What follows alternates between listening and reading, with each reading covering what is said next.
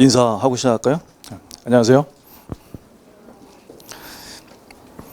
날씨가 더워서 아마 집에서 그냥 라이브 영상으로 보시는 분들이 훨씬 많은 걸로 알고 있는데, 하여튼 더운 날씨에 여기까지 오느라 고생하셨고, 지금 이 시기가 되게 애매한 시기입니다.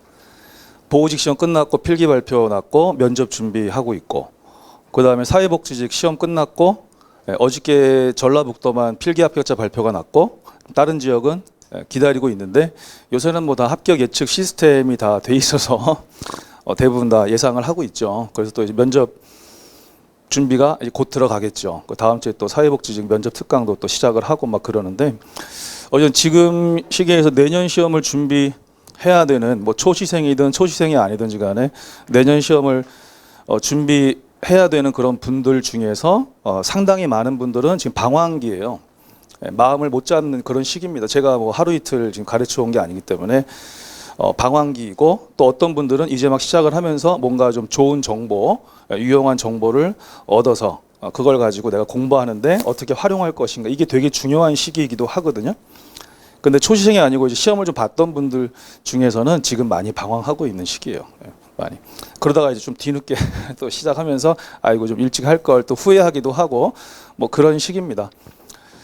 어쨌든 그런 시기에 여러분들이 지금 여기에 와 있다라는 건 그만큼 목표 의식이 확실히 있다라는 거를 여러분들이 스스로 증명하고 있는 거고, 그래서 이 설명회 시간에 지금 현장에 있든 아니면 온라인으로 지금 라이브를 보고 있든 아니면 뭐 나중에 또 뒤늦게 이 영상을 또 보는 분들도 계시겠지만, 중요한 건 이 시기간에 좀 우리가 같이 충실하고, 또 저도 설명회를 하면서 이번에는 무슨 얘기 해줄까, 어떤 얘기 해주면 좋을까, 이걸 매번 고민하고서 제가 자료를 찾고 준비하고 이렇게 하고 있는데, 어쨌든 여러분들이 오늘 와서 뭔가 분명 유용한 것들을 가져가실 거예요. 뭐 이런 뭐 선물 이것도 뭐 기분상 좋을 수 있겠지만 그거보다도 공부하는 데 있어서 유용한 것들이 있을 거거든요. 그래서 그걸 잘 듣고, 제가 준비해온 이런 자료들도 제가 이렇게 막 포스트잇 붙이고 형광펜도 칠하고 하면서 했는데, 제가 전해드리려고 했던 내용들을 빠지지 않고 전해드리기 위해서 저도 천천히 하겠습니다. 네. 일단 그러니까 재작년이에요. 이 설명회를 재작년에도 했었는데, 그때는 제가 무슨 얘기를 해줬었냐, 뭐 이 얘기입니다. 그때는 이게 영상이 지금 다 유튜브에도 있고, 그 다음에 우리 카페 복지화 사람에도 그대로 있습니다. 그래서 매년 똑같은 얘기 할 거면은 매년 굳이 설명회 할 필요가 없잖아요. 거기에는 중복되는 내용도 있고 바뀌는 내용도 있고 새로운 내용도 있거든요. 그렇기 때문에 분명히 그때마다 제가 되게 중요하다고 판단해서 자료를 찾고 했을 거고, 이때 2년 전에는 엄청난 자료를 제가 드렸습니다. 그 자료가 이제 전국, 시도, 그 다음 시군구별 모집 통계 있죠. 몇 명 뽑고, 뭐 커트라인은 뭐 몇 점이고, 뭐 경쟁률은 얼마요, 이런 자료 있죠. 그게 시군구까지 다 하다 보니까 자료가 어마어마하게 많았는데 그걸 제가 다 드렸습니다. 그리고 설명하면서 이 정도로 지금 사회복지직이 커트라인이 많이 낮아진 상태이고 그럴 수밖에 없는 상태, 이런 것들을 설명을 했었습니다. 그때는 제가 엄청나게 많은 데이터를 드렸어요. 그리고 그 자료는 지금 제 책 그 별책에, 기본서 별책에 다 통계가 다 있습니다. 근데 그건 제가 모아드린 거예요. 사회복지직, 보호직을 같이 해드렸던, 그래서 그 이야기가 메인이었다면, 작년이죠. 작년 이 설명회 때는 제가 비슷한 얘기를 하면서 가장 중점적으로 긴 시간을 두고 했던 게, 제 강의 중에 여러분들이 본격적으로 7월부터 공부를 시작하기 전에, 예를 들어 제 수업이면 7월 7일부터 이제 이론 수업이 시작이 되는데, 그 수업을 듣기 전에 일단 먼저 들을 강의를 제가 소개해 줬습니다. 그게 바로 이제 휴먼 합격 전략 및 동기부여 특강. 그냥 학생들은 보통 다 동기부여 특강이라고 이렇게 부릅니다. 그 동기부여 특강을 꼭 들으라고 제가 합니다. 지금은 사실상 무료화된 강의가 됐고요. 너무 좋은 강의인데, 예전에는 이거를 상당히 많은 학생들이 돈 주고 구매를 했는데 이게 점점점 이게 선택 과목이 장기화되고 그러다 보니까 인식이 약해지고, 그래서 그거를 들으면 사회복지학에 대한 얘기를 하는 게 아니고 전체 시험에 대한 얘기, 수험에 대한 얘기를 하고 있고, 그래서 그 안에는 정말 유용한 그 강의가 12강이 있거든요. 12강이고 시간으로 하면 11시간이더라고요. 다 시간을 재보니까. 그래서 그거를 듣고 정말 유익하다라고 했던 그런 우리 합격 제자들이 너무 많은데 접해야 될 거 아니에요. 그래서 여러분들이 본격적으로 시작하지 않고 뭔가 자료가 필요하고 정보가 필요한데 기왕이면 좀 모여진 정보 중에서도 선생님이 직접 학생들하고 수많은 상담에 의해서 축적된 내용들도 있거든요. 학생들하고 상담을 오래 하다 보니까 또 단시간 상담이 아니라 적어도 한 명에 1시간 이상의 그러한 깊이 있는 상담을 하다 보니까 와, 이거는 누구랑 상담을 해도 이런 건 물어보는구나. 그럼 나는 내가 앵무새도 아니고 계속 똑같은 얘기를 하니까 얼마나 힘들겠어요. 그래서 그러한 것들, 학생들이라면 궁금해할 수밖에 없는 것들, 그리고 다양한 합격 사례들이 있겠죠. 그 합격 사례들도 나하고 되게 비슷하거나 심지어는 야, 이건 거의 나다 나. 그런 사례들도 있고요. 나하고 너무 동떨어진 사례도 있을 거예요. 그래서 그 사례들을 또 다 샘플을 다 알려드리거든요. 그렇게 해서 12강이에요. 그걸 제발 들어라. 그래서 그 동기부여 특강의 세부 강의 목차, 세부 강의 목차를 다 보여드리면서 이런 얘기를 내가 합니다. 그래서 본격적으로 하시기 전에 이거를 꼭 듣고 시작하세요. 이게 페이백이어서 다시 그대로 금액을 돌려받는 걸로 해서 이제 한 거거든요. 그래서 작년엔 그 얘기를 주로 했었다. 이런 얘기예요. 자, 내년 우리 사회복지직하고 보호직이 가장 큰, 이거는 뭐 전 직렬이 공통되는 사항이죠. 네, 사항이고, 그래서 기본적으로 이제 비정상의 정상화가 이제 시작이 됩니다. 자, 하나씩 보면서 할게요. 작년 설명회하고 재작년 설명회 자료는 다 카페에 있고 하니까 여러분들이 필요한 것들을 찾아서 보시고요. 자, 비정상의 정상화고, 그럼 이 비정상의 정상화가 뭘 얘기하느냐? 이제 사회복지직의 한 페이지가 빠졌네, 지금 여기서. PPT 한 페이지 빠졌는데 제가 읽어드릴게요. 고졸 수험생 공직 진출 확대라는 명목의 선택 과목 제도가 폐지된다. 이게 지금 한 페이지가 빠졌네요, PPT에서. 그래서 고졸 수험생 공직 진출 확대라는 명목으로 2013년부터 선택 과목 제도라는 게 도입이 됐죠. 지금 돌아보면 그때 정말 엄청났었습니다. 기존 우리 수험생들과 그 다음에 지금 고졸 수험생들이 바로 고등학교 졸업하고 공무원 시험 바로 보면 이게 제일 좋은 게 그런 점이었어요. 국어, 영어, 한국사 이런 과목들을 고등학교 때 제일 열심히 하죠. 보통 걔네들이 바로 이제 시험을 보게 해서 최대한 공직 진출 기회를 확대하자라는 그런 취지였고, 그 취지에 적극 공감하는 사람들과 그 다음에 그 취지에 적극 반대하는 사람들은 그 당시 공시생들이었습니다. 저도 거기에 동참해서 제가 이제 옹호자 역할도 해줬었고, 정말 잘못됐다. 그리고 공직에는 직렬이 있어요, 없어요? 직렬을 나눈 이유는 뭘까요? 각 직렬마다 전문 분야가 다르고 전문 업무가 다른 거죠. 그래서 나눠놓은 거죠. 근데 거기서 그냥 공통 선택 과목이라고 하는 회계망측한 제도를 갖다 놓고 이거 선택하면 어느 직렬이든 다 볼 수 있다. 그럼 공무원들의 그 전문성은 어떻게 됩니까? 무너지는 거죠. 무너졌습니다, 실제로. 그동안 그 현직에서의 그 어마어마한 고충, 혼란, 그 안에서의 어떤 내분, 이런 거를 제가 듣고 있었고, 그 얘기를 왜 이 수험가에 있는 저한테 합니까, 현직들이? 그지? 내가 거기에 개입할 사람 아니잖아. 왜 나만 나면 왜 자꾸 투덜대, 그걸 가지고. 엄청 푸념해. 요새 애들 이상해. 막 이상한 애들 너무 많이 들어오고, 금방 때려치고 나가. 이직률이 어마어마하게 높아졌습니다, 그 제도 안에서. 그래서 이거를 뭐 제가 이제 어떻게 할 수 있는 부분이 아닌데 정말 많은 문제가 있었고, 결국 고등학교 졸업한 사람들의 그 합격률은 정말 너무나 미비한 채로 그냥 이 제도가 마무리가 된 겁니다. 다시 옛날처럼 정상화가 되는 거고, 직렬은 그 직렬의 전문성이 있어야 된다. 뭐 세무직이면 세법 알아야 된다.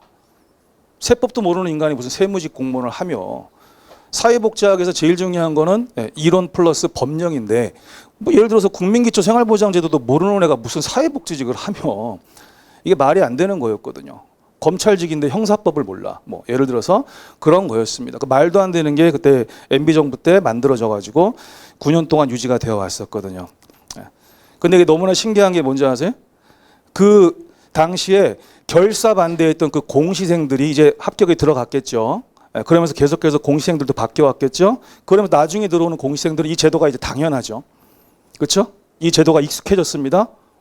그 제도를 활용하기 시작합니다. 그래서 그때 그 정말 막 목숨 걸고 반대했던 공시생들이 맞나? 다 아니었어요.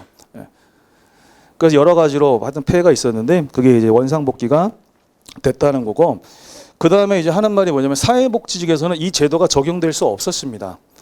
왜냐하면 사회복지직 공무원 시험을 준비하는 수험생들은 99.9%가 대졸입니다.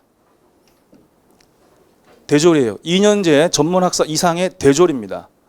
이 제도가 적용될 수 없어요. 고졸자가 사회복지직 시험을 볼 수가 없어요. 이 라이센스가 있어야 될 거 아닙니까? 이거 대학 과정이거든요. 그 정도는 다 아시죠? 네.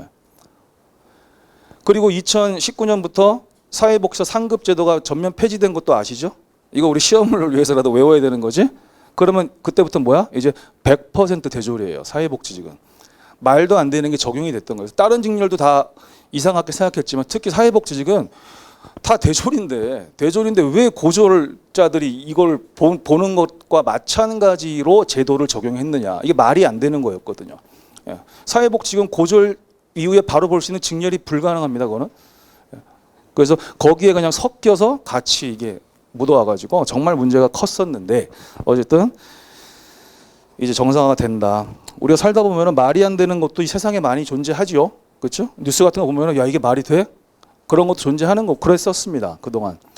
다시 원상복귀가 돼서 사회복지학 개론하고 행정법 총론으로 원상복귀가 됐고 그다음에 이제 보호직은 다시 원상복귀돼서 우리 사회복지학하고 형소법 이렇게 이제 원상복귀가 됐습니다. 이건 다 이제 아는 사실일 거니까 거기까지 가고 그다음에 이게 정상일 때하고 비정상일 때 이직 인원을 제가 한번 찾아봤습니다. 이거는 제가 개인적으로 뭐 이렇게 한 게 아니고 정보 공개 청구를 제가 서울시에 했습니다. 그래서 서울시에 정보 공개 청구를 해서 그 이직 인원을 좀 비교해 보고 싶었습니다. 그럼 예를 들어 가지고 지금 저기 2009년부터 12년이잖아요. 근데 지금 자료가 여기는 2007년부터 20년이죠. 왜냐면 2007년부터 20년까지 요청할 수밖에 없는 건 제가 올해 봄에 3월인가 그때 이제 요청을 했으니까 2021년 통계는 나올 수가 없죠. 금년 통계 나올 수가 없잖아요. 그래서 한국 이 비교하는 거는 지금 여기가 이쪽이 지금 비정상화되기 전, 그러니까 이때는 정상적인 시기였습니다. 그 4년간 서울시 사회복지직 공무원으로 들어와서 9급일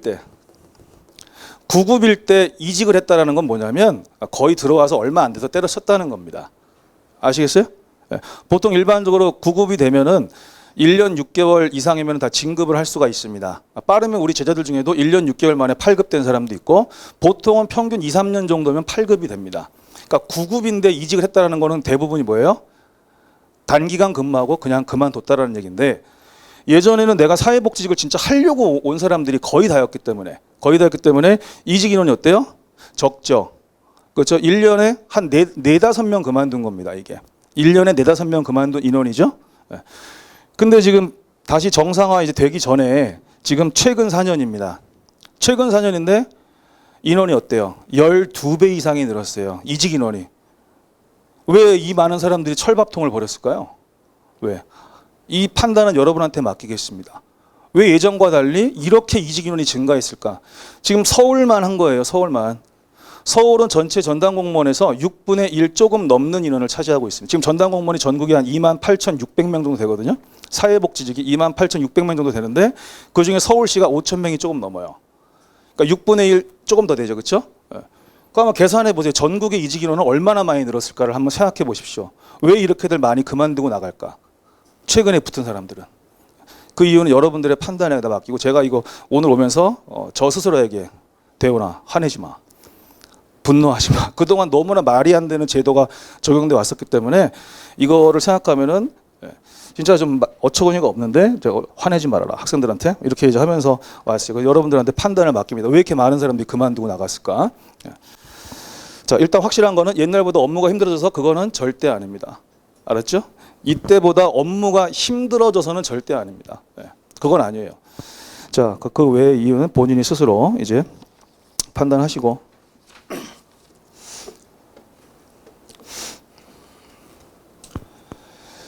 자, 이제부터 이제 사회복지학 얘기를 좀 할 건데 이런 얘기 합니다. 질문이 엄청 많아요. 사회복지학 전공하면 공무원 시험에서 고득점 받느냐? 저는 전공자입니다.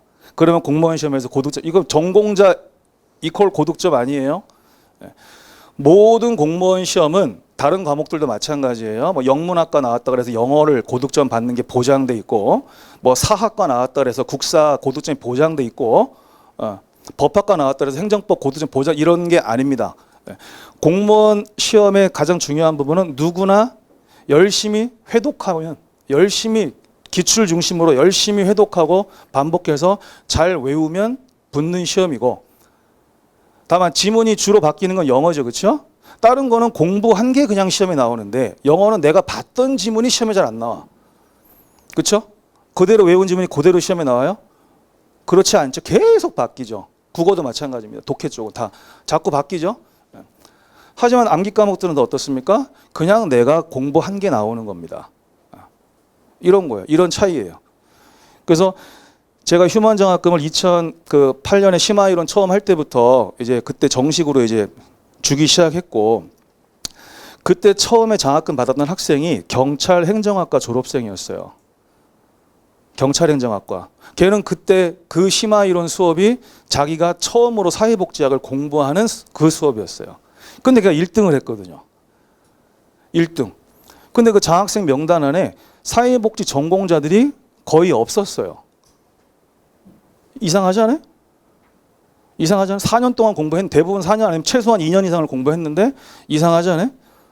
그게 공무원 공부의 차이라는 거예요. 공무원 공부는 그냥 무식하게 계속 그냥 회독해가지고 외우는 거. 다만 그 뭐가 중요하고 덜 중요하고는 선생님들이 가려주겠죠. 중요한 거 중에 이해시킬 게 있고 그냥 외울 게 있고 이해하고 외울 게 있겠죠. 그런 건 선생님들이 해주는 거고, 그 다음에 여러분들은 계속 그거를 얼마나 반복하느냐의 싸움이지. 그래서 공무원 시험을 우리가 흔히 회독 싸움이라고 해요. 회독 싸움. 누구는 뭐 5회독 하니까 기억이 많이 나. 누구는 나는 5회독까지 부족해. 이거는 난 한 7회독 아니면 10회독. 어떤 사람은 외울 때까지 해야지. 뭐 다 그렇게 얘기하죠. 결국 회독 싸움이고 내 머리에 얼마만큼 남겨놓느냐의 싸움이죠. 시험장 갔을 때 내 머리에 얼마만큼 남느냐의 싸움이죠. 공무원 시험의 본질이거든요. 본질. 그래서 기본적으로 전공했다고 해서 그 시험을 잘 보는 게 아니에요. 그냥 열심히 하는 거예요. 그래서 그동안에 많은 휴먼 장학생들 중에 놀라운 사실이 50% 이상이 비전공자라는 사실이에요. 걔들은 천재들이냐? 아닙니다. 그냥 열심히 한 겁니다. 그럼 이걸 뒤집으면 어떻게 되죠? 사회복지를 전공한 학생들의 대부분이 휴먼 장학금을 받지 못해왔다. 그럼 휴먼 장학금이 뭐 대단히 높은 점수 얘기 줍니까? 그냥 80점 이상이면 제가 다 주는 거잖아요. 그렇죠? 80점 이상이면. 그 OX에서 80점 이상 받는 일은 되게 쉬운 일입니다. OX에서 80점 이상. 사지선다가 아니고 OX에서. 그만큼 뭐죠? 복습을 열심히 해야 되는 거다. 복습 열심히 하면 전공에 상관없는 거예요. 그래서 그 예가 너무 많아. 법학과 나왔는데 세상에 막 그랬다가 학원에 와서 배우니까 4년 동안 배운 법과 그 다음에 학원에서 몇 달 배운 법, 어느 게 더 많이 배운 거 같냐? 학원에서 배운 거 훨씬 많이 배운 거 같고 뭔가 체계적으로 정리가 되고 결국 내 머릿속에 많이 남는다라는 거예요. 그리고 우리 보호직으로 합격했던 우리 제자 중에도 그 성균관대 법학과를 졸업했어요. 그 성균관대 법학과 정도면 걔들이 막 자랑하는 게 있어. 나는 대한민국 0.8% 안에 든다. 0.8% 안에 든다. 그러니까 성균관대 법대가 그 정도 안에 드는 애들이 가는 학과다. 그럼 뭐 할 건데? 사시 준비하다 떨어지고 행시 준비하다 떨어지고 7급 준비하다 떨어지고 결국에는 9급 보호직까지 왔거든. 근데 걔가 하는 말, 형소법 뭐 배웠는데 정말 대학 4년 동안 내가 성대 법대에서 배운 그 진짜 내용보다 훨씬 더 알차고 유익하게 배웠다. 지식이 모인다. 이런 얘기 하더라고. 사회복지학은 걔는 법학과니까 처음 보죠. 처음 보잖아. 처음. 그러니까 저한테 카페에 질문 남겨요. 선생님, 제가 좀 늦게 시작해서 이제 뭐 무슨 이론부터 선생님 커리대로 따라갈 예정인데 제가 사회복지를 80점 이상 받을 수 있을까요? 제가 사회복지를 80점 이상 받으면 저는 합격할 걸로 예상합니다 하면서 질문을 한 거야. 다른 과목은 뭐 괜찮다는 얘기겠지? 그 제가 그 커리대로 많이 따라오고 네가 복습 그대로 한다 그러면은 80점 이상은 무조건 받는다라고 제가 답글을 달았고요. 그 해에 100점 받았습니다. 100점. 왜? 운이 좀 좋았죠. 문제가 좀 쉬웠거든. 근데 문제가 좀 쉬웠다 그래서 뭐 다 100점 받는 거예요? 사회복지학이? 그런 거 아니거든요. 실수할 수 있거든요.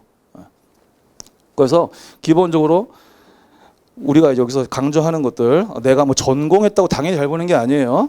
전공 여부와 관계없이 하는 거고, 확실한 거는 언어 과목. 나는 원래부터 영어를 쭉 잘해왔고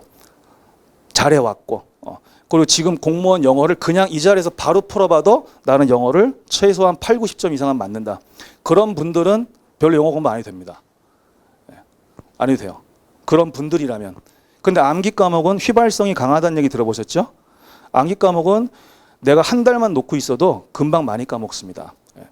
역사를 너무 좋아했어도 내가 국사를 분명히 고득점 받았었는데 한 달 있다가 다시 문제 풀잖아요. 그럼 점수 떨어지고요. 두 달 있다 풀잖아요. 또 떨어지고요. 이렇게 차이가 납니다. 그 제가 동기부여 특강 할 때 되게 강조하는 예가 있어요. 제 제자 중에서 2013년 그때 이제 사관왕 했던 제자가 있어요. 사관왕. 사관왕을 뭐뭐 했냐면 보호직 9급, 7급 붙었고 그 다음에 이제 일반 행정으로 이제 서울하고 경기도 안산을 붙었어요. 그 해에 사관왕을 했어요.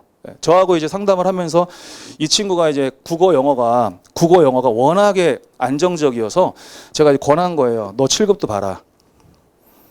그리고 일행도 봐봐라. 근데 보통 이렇게 한번 받쳐주는 언어 과목들이 존재하면은요, 다른 과목들은 좀 수월하게 공부할 수 있죠. 그래서 우리가 언어를 잡은 사람들은 단기 합격 가능성이 높죠. 보통 그런 얘기 하지 않아요? 난 영어 잘해. 영어 잘하면 뭐가 좋아? 수험 기간이 줄어서 좋지. 줄어서. 대부분 다 그런 정도는 알 거고 얘는 국어 영어가 다 빵빵해요. 근데 다만 영어를 처음에 잡을 때 6개월 정도를 아주 진짜 고생해서 잡았대. 정말 고생해서 잡고 그 다음에 이제 9급 영어를 보든 뭐 7급 영어를 보든 9급 국어를 보든 7급 국어를 보든 그냥 다 점수가 95 아니면 100이에요. 실제로 그때도 다 95, 100이었어요. 다. 하나는 그냥 100, 100. 하나는 95, 100. 오히려 7급을 더 잘 봤어. 9급은 국어 영어가 95, 100이었는데 7급은 국어 영어가 100, 100이었어요. 그 놀라운 사실은 국어 공부는 평상시에 하질 않아요. 놀랍지? 근데 이게 언어가 그렇다고. 언어는 뭔가 확실하게 잡아놓으면 그때부터 공부를 별로 안 해도 돼. 그리고 몇 달이 지나고 뭐 1년이 지났어도 그 실력이 별로 안 죽어. 그 이상 지나야 돼. 언어가 떨어지려면. 근데 암기 과목은 어떻게 되느냐. 얘가 보호직 9급 받을 때 국사 100점 받았거든요. 한국사 100점 받았어요. 그리고 제가 이제 7급 준비할 때 어떻게 준비를 하는 게 좋다. 한 3개월 정도의 시간이 있는데 그때 이제 사회복지학은 7급이 없으니까 내려놓고 나머지 3과목을 더 공부해야 되는데 기존 과목 4과목은 이렇게 복습하고 새롭게 공부하는 3과목은 인강으로 이렇게 해라. 이렇게 이제 가르쳐주고 했는데 얘기했죠. 국어 영어는 더 잘 봐서 100, 100. 거의 공부 영어만 매일 20문제씩 풀었습니다. 국어는 공부 안 했고 영어만 매일 20문제 풀고 그 다음에 틀린 문제 있으면 틀린 문제 복습하는데 잘 안 틀려. 근데 물어봐서 네가 평상시 영어 20문제씩 매일 풀 때 제일 많이 틀린 게 몇 문제니? 그때 3개가 제일 많이 틀린대. 85점이 제일 낮은 점수래. 자기가 매일 그 문제를 20개씩 푸는데. 그러면 복습할 시간이 별로 많이 필요하지 않죠. 다 맞았으면 끝난 거고 걔 그날 영어 공부 끝난 거야. 끝난 거. 그 다음에 2-3개 틀렸으면 그 2-3명 문제만 복습하면 되죠. 거의 영어 공부에 투자하는 시간이 하루에 3-40분이면 끝나. 그리고 또 문제 푸는 속도까지 빨라 얘가. 근데 한국사를 9급에서는 100점 받았는데 7급에서 35점을 한번 받았습니다. 그 전년도에. 그리고 그 다음에 이제 다 붙었거든. 7까지. 놀랍지 않아요? 이게 암기 과목과 언어 과목의 어마어마한 차이점이에요. 제가 동기부여 특강에서 내가 이 부분을 강조하는 내용이 나와요. 암기 과목의 그 휘발성과 언어 영역의 차이가 이런 거다. 언어는 한번 꽉 잡으면은 웬만해서 그때부터 휘발이 잘 안 된다. 근데 암기 과목들은 내가 한 달 전에 잘했어도 한 달 동안 안 보고 있으면 또 금방 까먹는다. 이 얘기예요. 그래서 수업을 들었을 때 쭉 수업 듣고 좀 복습, 수업 듣고 좀 복습 이렇게만 나가더라도 암기 과목들은 잘 유지가 되거든요. 수업 중심으로만 가도. 근데 언어는 내가 수업 한번 들으면은 복습을요. 그거보다 10배 이상 하셔야 돼요. 언어는. 그렇게 반복하지 않으면 안 되거든. 그래서 기본적으로 우리가 예전부터 언어 공부를 했어도 그게 잘 안 올라가는 분들은 수업 다 들었잖아요. 근데 나 혼자 그 고통 계속돼서 막 단어 외우고 계속해서 혼자 내 걸로 외우고 적용하고 이런 것들이 안 됐기 때문인데 어쨌든 전공했다고 되는 것도 아니고 그 다음에 또 사회복지 1급이 있다 그래가지고 되는 게 아니에요. 목표가 달라요. 공무원 시험에서 사회복지학개론을 몇 점 받고 싶냐, 몇 점 받을 목표냐. 그러면 보통 학생들은 정말 낮아도 보통은 80에서 90점 이상을 얘기합니다. 목표 점수를 적어보라 그러면. 예. 그러놓고 공부를 안 해. 왜지? 사회복지는 다 따놓은 것 같아. 이런 느낌. 이게 선택 과목도 얘기입니다. 옛날에 선택 과목 아니었을 때는 당연히 사회복지학은 무조건 1순위로 고득점 전략 과목이에요. 무조건. 근데 1급은 그냥 60점 이상만 받으면 그냥 패스하는 시험이거든요. 패스. 60점 이상이면 되는. 목표 점수가 달라. 그리고 1급보다 공무원 시험이 더 범위가 넓거든요. 근데 공부할 양은 사실 1급이 더 많아요. 1급은 되게 깊이 있게 들어가는 문제들이 많이 섞여 있지만 그런 것들을 좀 내려놓더라도 내가 60점 이상을 나올 수 있는, 패스할 수 있는 그런 시험이거든. 그리고 또 이제 1급 보다가 공무원 공부하면 범위가 넓어지면서 아, 이게 1급 자격증과 또 상관이 없는 얘기네. 이걸 또 느껴요. 그렇게 해서 기본적으로 1급을 공부를 잘하신 분들이 이제 공무원 사회복지학과는 보시면 되게 친근하게 받아들일 가능성이 높습니다. 뭔가 좀 수월하죠. 그죠? 깊이 있는 것까지 내가 열심히 했을 때예요. 간신히 그냥 6점만 넘긴 게 아니고 내가 열심히 진짜 했을 때 그런 분들이 사회복지학 개론 공부를 하면 너무 쉽습니다. 너무 쉬워. 그렇다고 제가 1급 강의를 들으라고 제가 권유하지도 않아요. 그런 적도 없고 제가 카페에다가 쓴 조언도 뭐죠? 공무원 준비하는데 1급도 따야 되는 사람들이 있으면 그냥 공무원 사회복지학과로만 열심히 하면 1급은 시험장 가면 붙는다. 실제로 그랬고요. 자, 아마 오늘 온 그 제자도 제가 공무원 강의를 할 때 1급 그냥 가서 봐. 가서 봐. 원서만 내고 일단 가서 봐. 따로 공부할 거 없어. 이런 거거든. 그게 왜 그러냐면 공무원 시험에서의 공부 강도가 1급 시험의 공부 강도보다 훨씬 세기 때문입니다. 훨씬 세기 때문에. 아셨어요? 그래서 공무원 시험을 열심히 준비하면 1급 60점 이상 받는 건 일도 아닙니다. 그거는. 수많은 뭐 자료들이 있고 증거들이 있고 그렇습니다. 자, 그다음에 좀 통계를 간단하게 좀 보여드리겠습니다. 보호직 9급인데요. 일단 채용 인원을 보면은 지금 비정상화 전 4년간입니다. 그래서 2009년부터 12년인데 예전에 되게 적게 뽑았어요. 보호직 공무원이 없는 줄 아는, 그러니까 보호직 공무원의 존재를 모르시는 분들이 국민들 중에도 많으세요. 뭐 그러다가 이제 막 조두순, 뭐 전자발찌, 그러면 이제 전자발찌 업무를 하는 게 보호직 공무원이야? 그러면 이제 좀 알아. 그리고 이제 또 기존에 우리 뭐 보호관찰소, 소년원, 뭐 청소년 비행 예방 센터, 뭐 위치 추적 관제 센터 이런 거 얘기하면 아, 그게 보호직 공무원이 일하는 곳이구나. 그러면 좀 더 알아요. 근데 하여튼 그렇게 많이 안 뽑았어요. 2009년에 남자 40명, 여자 10명. 그 다음에는 47명, 12명. 63, 16, 63, 15 이렇게 이제 되게 적게 뽑았죠. 합해봤자 뭐 한 7, 80명 정도 될까 말까. 경쟁률이 어때요? 남자가 20대 1, 뭐 여자가 58대 1. 여자가 높죠. 항상 여자가 경쟁률 어때요? 20, 52, 13.5, 38, 13, 49. 항상 여자들이 경쟁률이 높죠.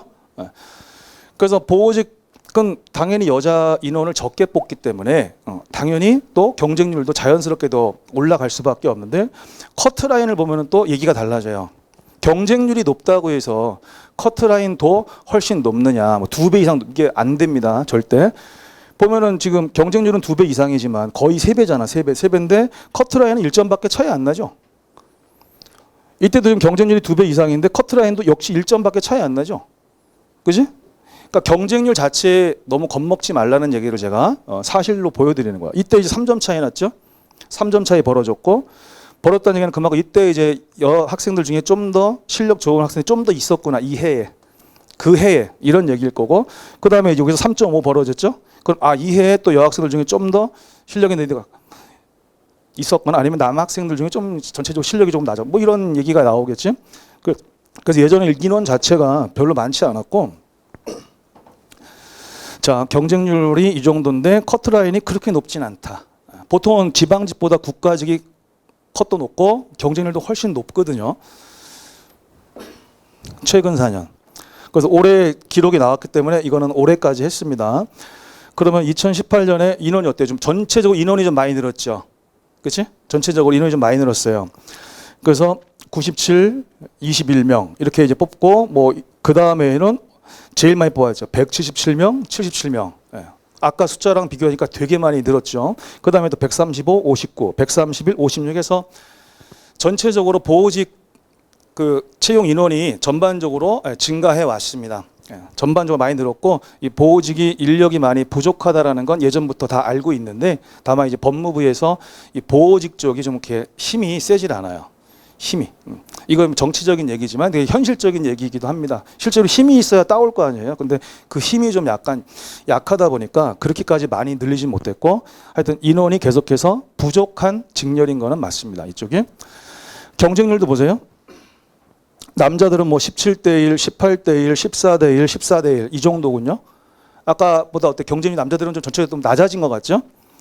여학생들은 되게 높아진 것 같습니다. 오히려 아까는 뭐 50대 1 이 정도에서 왔다 갔다 했으면 101대 1도 있고 101대 1. 그 다음에 뭐 42대 1, 36대 1, 뭐 50대 1 이 정도인데 하여튼 이때는 뭐 유난히 많이 몰렸네요. 또 하나 특징은 사회복지직을 준비하는 우리 수험생들이 국가직 볼 때 보호직을 많이 보고 있습니다. 사회복지직을 볼 때 국가직 4월에 한번 보고 싶잖아. 그때 다른 직렬을 보기도 하지만 가장 많이 응시하는 직렬이 보호직입니다. 그래서 최근에는 그 보호직과 사회복지직 복수 합격자들이 상당히 많이 늘고 있고 이 또 특징 중에 하나가 뭐냐면 원래 목표가 사회복지직인 경우가 훨씬 많거든요. 원래 목표가 사회복지직. 근데 이제 국가직을 먼저 한번 보는 거죠.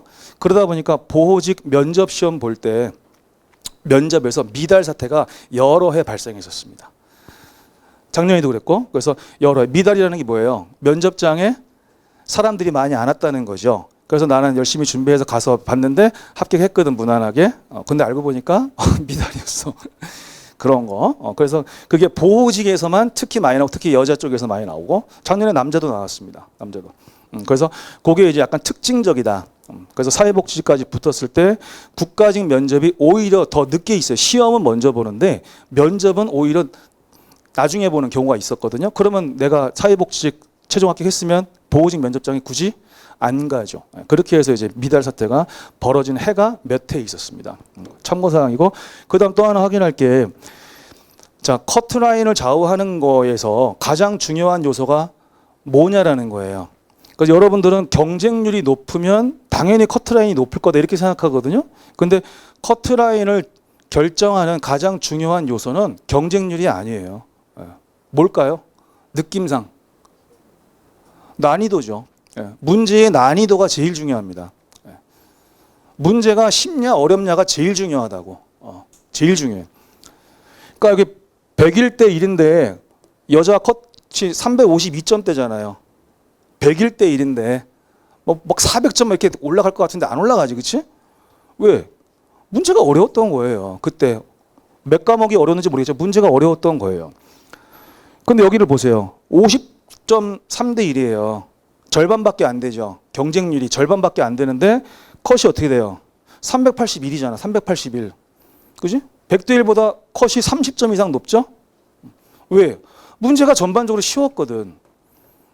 올해 보호직 사회복지 학기로는 또 징그럽게 쉬웠잖아요.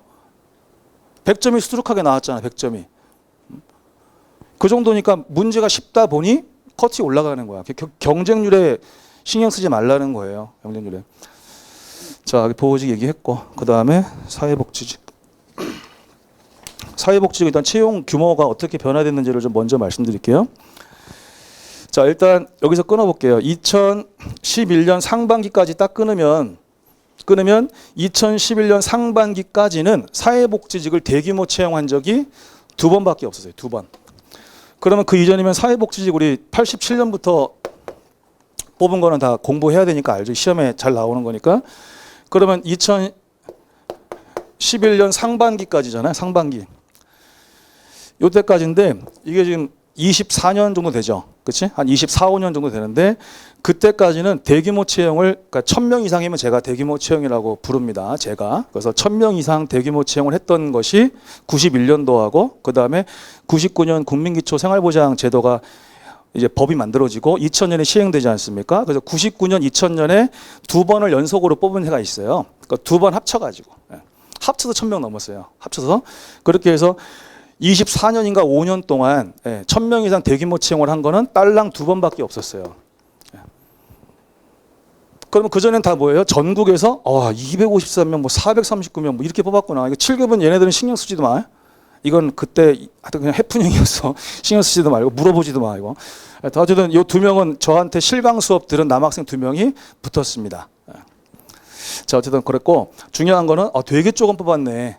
그러다가 이제 2011년 하반기 때 대규모 채용이 시작이 됩니다. 사회복지 인력이 얼마나 많이 필요한가에 대해서 인식을 했고요. 인식을 했고 여러분들 선배들이 많이 건의도 하셨고 그렇게 해가지고 이때부터 시작된 대규모 채용이 계속 이어지는 거예요. 계속해서.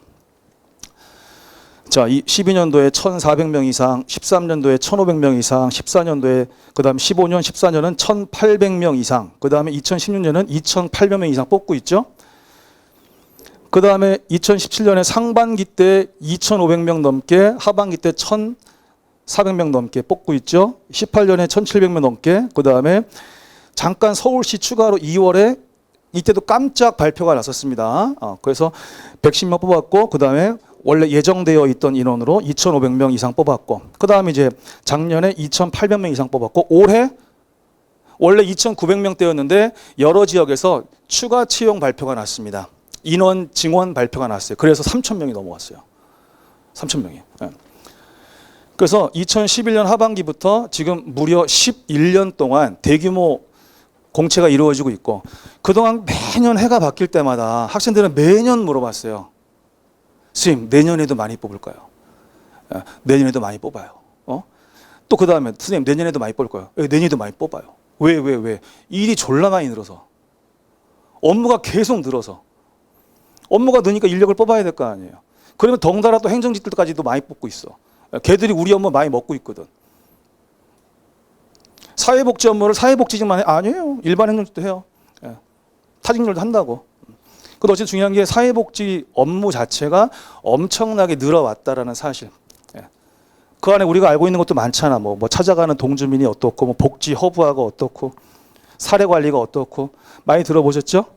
무엇으로 인해서 그런 인력 확충하는 거 이게 많이 필요할 수밖에 없다. 여러 가지. 그래서 공공의 역할이 지금 계속해서 증가해 왔어요. 공공사회복지 영역이 계속 증가해 왔어요. 또 지방자치단체의 역할이 계속 확대되어 왔어요. 그 안에서 복지 업무가 계속 늘어왔고 많이 뽑을 수밖에 없다. 자, 일단 인력이 많이 필요하다. 자, 그 다음에 참고적으로 제가 알려드리는 게 채용 인원보다 더 뽑는 경우도 있습니다. 그런 경우는 양성평등이 적용되는 거예요. 양성평등 채용이라고 들어보셨죠? 그래서 그것 때문에 이제 채용 인원보다 더 선발되는 경우가 있고, 그 다음에 이제 장애인 전형하고 저소득 전형에서는 지금 시군 모집도 그렇고 전체적으로 미달 사태가 많이 발생하고 있어요. 그러니까 필기 합격자가 없는 경우나 필기 합격 인원이 미달인 경우가 이 장애인 전형과 저소득 전형에서 많이 두드러지게 나타나고 있는 현상입니다. 최근 몇 년간. 그래서 어저께 전라북도 필기 합격자 발표가 났잖아요. 어저께 났거든요. 처음 난 거야. 지금 전라북도 시군별 모집이거든요. 시군별 모집인데 두 군데만 빼고, 두 군데가 이제 전주하고 이제 부안군 여기만 빼고 나머지 지역들은 장애인 전형의 필기 합격자가 없습니다. 제로입니다. 왜? 다 과락이기 때문에. 과락이면 끝난 거 아시죠? 그래서 없습니다. 근데 이게 최근 시군 모집에 두드러진 이제 경향이고요. 일반 전형은 보통 그래도 한 1배수 이상은 합격하고 있습니다. 어제 전라북도는 보니까 전부 정배수로 필기 합격을 시켰더라고요. 그러면 이제 면접에 대한 부담이 많이 줄어들지. 면접을 이제 그냥 차분하게 하면 되겠죠. 기분 좋게 준비할 수 있겠죠. 옛날에 그 더킹인가 그 조인성이 검사로 나왔던 영화에서 그러잖아. 면접관 뺨만 안 때리면 붙는 시대였다. 뭐 이런 얘기 했는데 어쨌든 정배수로 딱 필기 합격 시켜놓으니까 면접에 대한 부담이 참 줄어들겠죠. 전라북도는 지금 그렇게 뽑았지만 보통 우리 서울, 경기 좀 많이 뽑는 지역들은 다 1배수 이상을 필기 합격시키고 면접에서 걸러내고 있습니다. 자, 여기까지 했고, 자, 사회복지직 커트라인도 비정상화 전 4년을 비교하고, 여러분들이 이제 내년부터 이 방식입니다. 이제 평균 점수예요. 내년부터 뭐 300 몇십, 뭐 400 몇십 이런 거 없어 이제. 그냥 다시 일로 돌아가는 거예요. 그냥 5과목의 평균 점수 가지고 이제 내년부터 필기 합격선 이렇게 나오겠죠. 잘 봐봐요. 아까 2001년 상반기까지가 채용 규모가 계속 적을 때였어요. 채용 규모가 계속 적을 때. 그래서 제가 좀 진하게 한 게 뭐냐면 80점 이상이 필기 합격선인 경우만 좀 진하게 칠해놨습니다. 칠해놨어. 그러면 2009년도에 뭐 대구가 85였고 광주가 88명이었죠. 되게 적게 뽑았고요.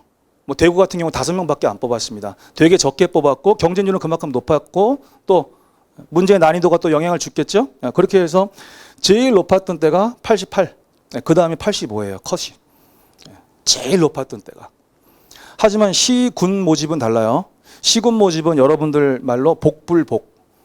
시군 모집에서는 뭐 커트라인이 그 40점대 후반 나온 적도 있습니다. 예전에 경기도 남양주가 49점인가 컷 나온 적도 있었고 이런 게 이제 시군 모집의 특이한 사항이죠.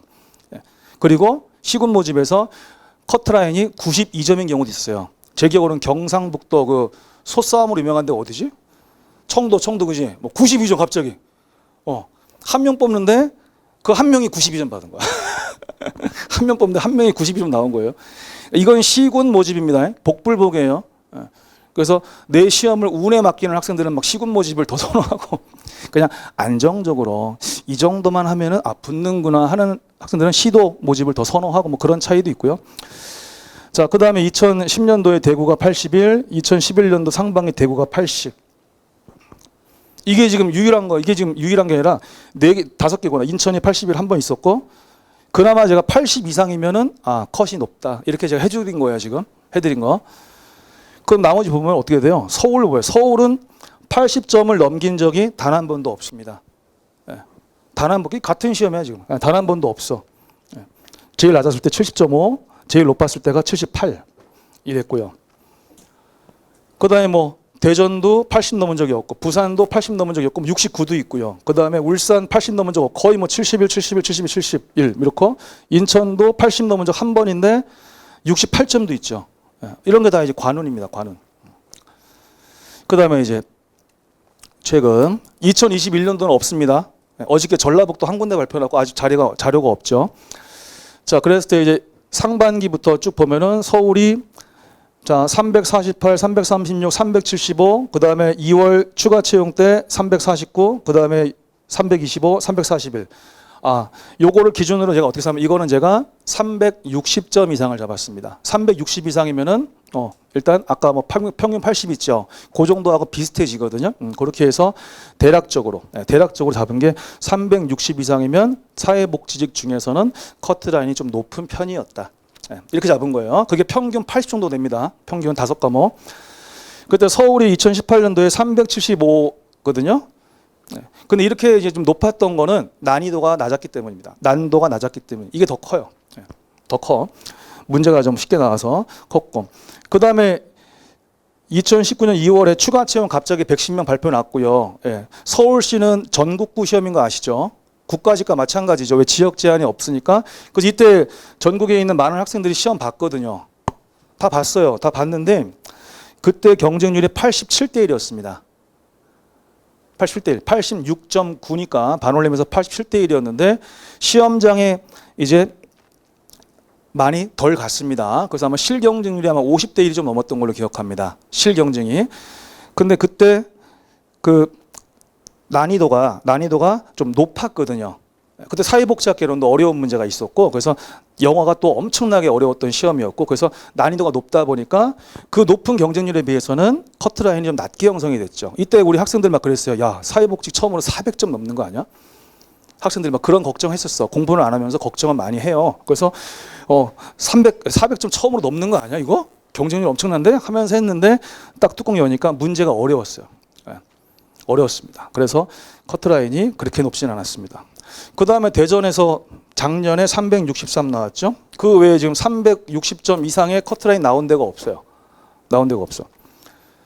그 다음에 인천은 뭐 307점도 있죠.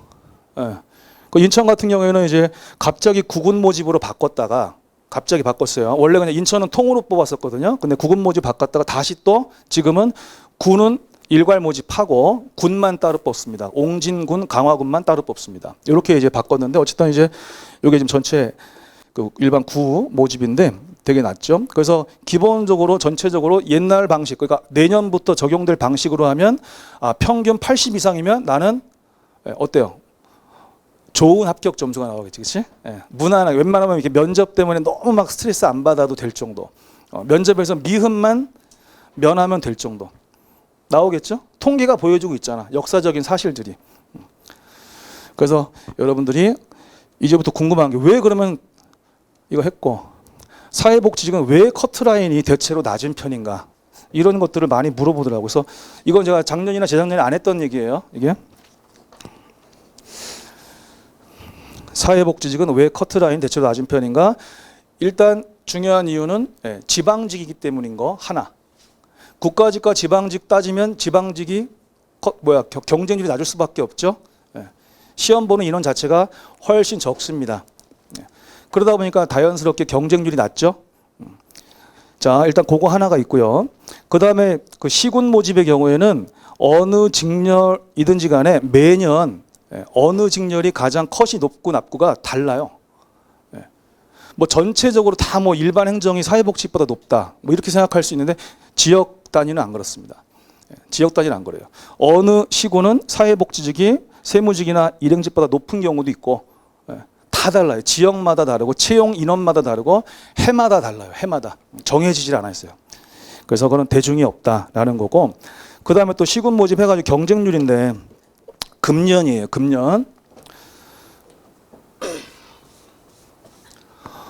올해입니다. 올해 통계는 지금 전체적으로 수합이 안 됐죠. 아직 지금 필기 합격자 발표가 지금 거의 안 났기 때문에.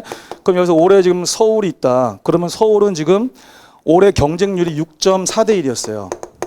근데 이제 실제로 시험장 가는 사람들은 서울이 정확하게 5.0, 5대 1입니다. 경쟁률이 어때요? 더 떨어져. 계속해서 경쟁률이 떨어지고 있어요. 계속해서. 특히 올해는 또 어떤 변화가 있었습니까? 2지역 이상 복수 지원할 수가 없게 됐죠. 이것도 큰 변수였죠. 예전에는 일단 서울은 일단 넣고 내가 또 가고자 하는 지역을 또 하나 넣어놔. 그런 다음에 시험 볼 때 서울 가서 볼까? 아니면은 이 지역 가서 볼까? 이랬거든요. 많이 쓰는 사람은 3개까지도 쓰고 막 그랬어요. 뭐 등록 기준지로 쓰고 주소지로 쓰고 서울 쓰고 뭐 이런 식으로도 많이 했고, 그래서 이제 서울에서 쭉 살아오시던 분이 정말 많이 역차별 당하셨습니다. 쭉 살아오던 분들이. 어쨌든 중요한 거는 서울은 여전히 지역 제한은 없어요. 근데 어쨌든 원서를 2군데 이상 쓰지 못하게끔 제도가 바뀌었기 때문에 확실히 좀 변화가 있구나 알 수 있고, 예를 들어서 뭐 인천 같은 경우에는 실 경쟁률이 4.8대 1. 그다음에 뭐 대구 같은 경우에는 이번에 실 경쟁률이 6.6대 1. 그다음에 광주 같은 경우에는 실 경쟁률이 6.8. 중요한 건 다 기본적인 원서 접수 경쟁률이 2자릿수가 없어요. 2자릿수가 없어. 다 1자릿수야. 중요한 건. 그래서 이거를 뭐 여러분들이 외울 필요는 없겠지, 그렇지? 그냥 경쟁률이 정말 많이 낮아져 왔구나. 왜 그럴까? 이거 궁금한 거. 부산이 5.5대 1, 울산이 하나 있네, 10대 1. 울산이 딱 10대 1이고, 그 다음에 이제 대전이 6.5대 1 이렇게 나왔어요. 그 다음에 경기도 같은 경우에는 경기도 전체 평균 경쟁률이 이제 원서 접수로 하면 9.9대 1이고 실 경쟁률로 하면은 경기도 전체가 7.1, 7.1대 1 이렇게 나와요. 거의 1자릿수라는 거고요. 경기도가 31개의 시군이 있는데 그 31개 시군 중에서 이번에 2자릿수 경쟁률이 나온 것이 동두천 한 군데밖에 없어요. 동두천만 아까 뭐 16대 1이라고 그랬나? 동두천? 그렇고 나머지 다 1자릿수고요. 어떤 지역은 경쟁률이 2.8대 1. 일반 전형인데 이 정도로 경쟁률이 낮아졌어요. 이 정도로. 이게 다른 직렬에 얘기하면 되게 부러워하는 겁니다. 이거 되게 부러워하는 거예요. 근데 중요한 건 왜 그러냐라는 거지. 왜 그러냐 지금 그 얘기를 하고 있어요. 자, 왜 경쟁률이 낮냐? 자격 제한이기 때문에 그렇습니다. 쉽죠? 사회복지사 라이센스가 있어야지만 응시할 수 있는 시험이기 때문입니다. 그래서 2014년까지는 자격증이 없어도 응시할 수 있었어요. 근데 2014년에 자격증 없이 봤다가 그때 사회복지직이 3월에 제일 먼저 봤었거든요. 그 해에 3월에 제일 먼저 봤어요. 그러니까 다른 직렬 학생들이 또 연습 삼아서 시험을 본 거야. 근데 그때 자격증 없는 필기 합격자들이 서울만 해도 몇백 명이 나왔어요. 근데 이제 나중에 내 자격증 번호를 알려줘야 될 거 아닙니까? 입력할 때 자격증 남바 입력해놔야 될 거 아니야. 근데 대거 미달 사태가 발생한 거죠. 그래서 다시 또 필기 합격을 또 몇백 명을 더 시키고 엄청난 사건이 있었습니다. 카페에 그 글도 다 남아 있어요. 그래서 그때 너무나 큰 행정적인 문제가 발생을 해가지고 그래서 그 다음 해부터는 이제 자격증이 있어야 시험 응시가 가능하게 2015년부터 바뀐 겁니다. 자격증이 있어야지만 시험 응시가 가능하게끔. 물론 이제 졸업 예정자들은 이제 다 그거에 따라서 나오죠. 졸업 예정자들은 그렇게 이제 하면 되는 거고 어쨌든 자격 제한 경쟁이기 때문에 경쟁률이 낮을 수밖에 없다. 되게 중요한 사실이에요. 그래서 대규모 채용은 계속되고 있죠. 자, 경쟁률은 왜 점점 더 낮아져 왔는 건데 일단 대규모 채용이 지속되고 있고요. 그다음 자격 제한 경쟁이고 그렇다고 사회복사 자격증 소지자가 뭐 계속해서 급증하느냐 그렇지 않아요. 그래서 우리가 97년도에 사회복사 1급 국가시험제도가 입법이 됐죠. 네. 그리고 그 이후에 여러 가지 교과목 개편이 있고 그다음에 이제 우리나라에서 어떻게 이제 여기 인식이 바뀌었냐면 사회복지사 자격증이 있으면 취업할 수 있는 영역 분야가 넓어진다. 그래서 이 자격증이 있으면 내가 그쪽에 취업 가능성이 높아진다라고 하는 그런 인식이 많이 확대됐어요. 그러면서 90년대 후반부터 예전에는 대학교에 사회복지학과가 거의 없었습니다. 별로 없었어요. 별로. 근데 90년대 후반부터 이제 웬만한 대학에는 사회복지 관련 학과가 다 생겼어. 명칭은 사회복지가 아니더라도 사회복지사 자격을 취득할 수 있는 그런 학과가 90년대 후반부터 급격히 늘었습니다. 그리고 2000년대 들어서 어떻게 바뀌었냐면은 야, 사회복지 정말 이거 괜찮다. 그래서 사이버 대학이 엄청 생기고 그다음에 평생교육인이 학점은행인이 해가지고 사회복지사 자격을 취득할 수 있는 통로가 어마어마하게 확대가 됐어요. 그게 2000년대예요. 2000년대. 근데 이제는 포화 상태입니다. 이제 공급은 포화 상태예요. 그래서 막 학점은행 기간 중에 망하는 회사도 있고 대학 중에 문 닫는 대학이 나와. 그렇죠? 그래서 이제는 이제 공급이 포화 상태인데 수요는 계속해서 증가해 오진 않았거든. 증가를 어느 정도는 했겠지만 뭐 엄청나게 막 폭증하거나 급증하거나 이러지 않았습니다. 그러다 보니까 자격증 소지자의 증가 이제 속도가 늦어졌고요. 확대 인원이 그렇게 늘지 않았고요. 그리고 자격증 딴다고 다 공무원 시험 봐요? 아니, 우리 민간 현장도 무지하게 많고 취업할 수 있는 곳이 무지하게 많고 그는 그 사람이 판단할 영역인데 사회복지직 공무원 쪽으로 진출하는 사람들이 별로 안 늘어. 인원이 안 느는데 채용은 계속 대규모야. 그리고 또 붙어서 나가 이제. 계속 붙어서 나가잖아 해마다. 해마다 몇천 명씩이 붙어서 나가고 있잖아 지금. 그러니까 우린 계속 줄고 있는 거야 지금. 수험생이 계속 줄고 있다고. 계속해서. 그러니까 경쟁률이 낮아질 수밖에 없는 거죠. 그걸 지금 사실적인 통계, 원서 접수 인원, 시험장 가서 시험 본 인원으로 우리는 확인할 수 있는 거잖아.